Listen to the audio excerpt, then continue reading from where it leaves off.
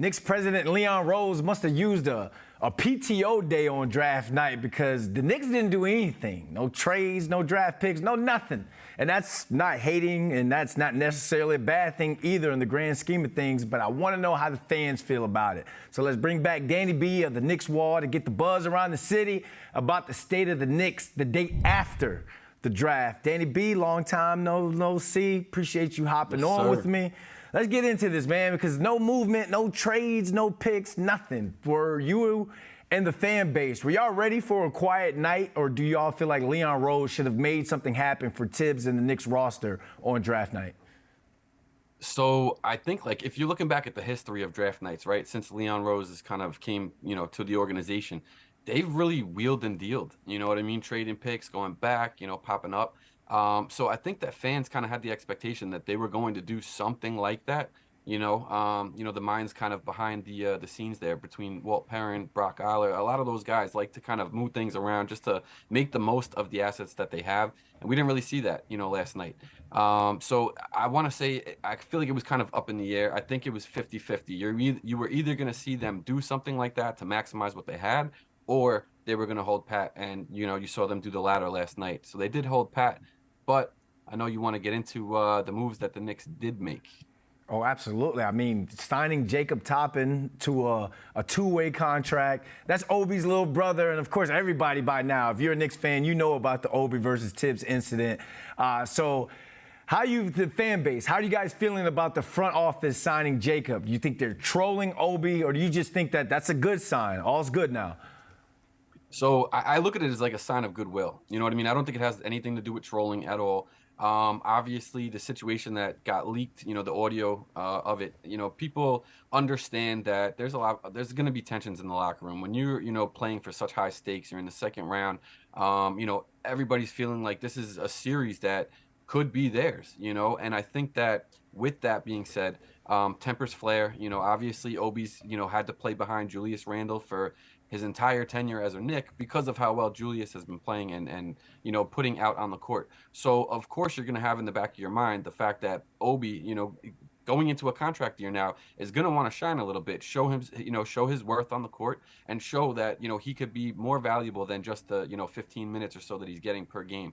So you have that kind of there behind it all.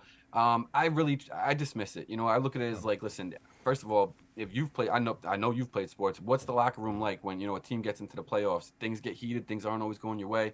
You're going to be vocal about them. You know what I mean? So I feel like that's kind of a given. The way that they work behind the scenes, we don't see what happens in practice. We don't see what happens every single day. So we don't know if this has already been resolved, squashed. Had that not leaked and Jacob gets signed, to the two-way anyway, what is it then? You know what I mean? It's all perspective. And the way I look at it, I think it's just a show of good faith, for the most part.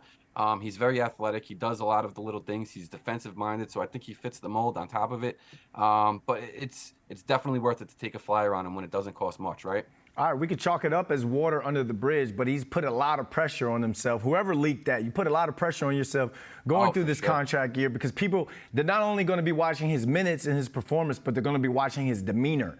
They're going to want to see how he's reacting to the nights that he's not getting a lot of playing time or a lot of minutes. So last but not least, state of the franchise check. I want you to compare how you feel as not only a Knicks fan, but a media member now, a day after the draft this year versus how you felt last year. Glass half full or glass half empty? Right. Well, I think that a lot of the fan base is definitely going to, I would think, agree with what I'm about to say, right? Like, let's kind of put ourselves back in position where we were last year, day after the draft, right? There was no Jalen Brunson signing just yet. That happened mid-July. So I think there was a lot up in the air, right? And a lot of uncertainty. What direction are they going to go? They kind of had to pick a direction in terms of youth movement, vet movement. You had that split there, and like I said, it kind of just leaves it open for a lot of interpretation, a lot of uncertainty. Now you fast forward a year till right now, right? We've signed Jalen Brunson. Guys showed out.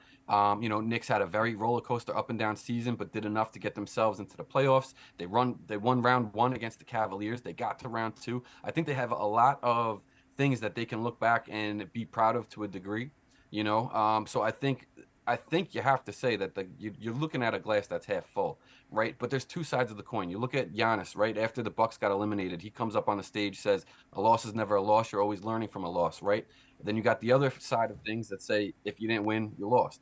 I think that both things can be true at the same time. You can absolutely lose, not win, but still make progress towards the bigger goal, right? And if you look at the Knicks franchise, the Knicks organization, go back 10 years, 20 years. I'm going to go back 3-4 years and say that the progress that they've made since then has been tremendous, right? We have a culture now, hard work, defense, determination. That's kind of like, the philosophy there. And I think that they've done a lot of good things. Tibbs, like we just said, got round one, obviously took a step back, but then took 2 steps forward. I think you got to give credit where it's due for the most part. And right now, I'm definitely looking at a glass half full, especially with the new CBA rules that are coming down the pike also. I think the Knicks are in a good spot. And I believe you too, man. You said that with a lot of passion. I'm ready to get on the line and start running gases right now. Let's go. Sign me to a 2-way contract. All right, Danny B, man, it's a pleasure as always. And Leon Rose, I wasn't hating. I just needed to make my intro pop. It's all's good. All's well here. Appreciate it, man. I appreciate you, Brandon.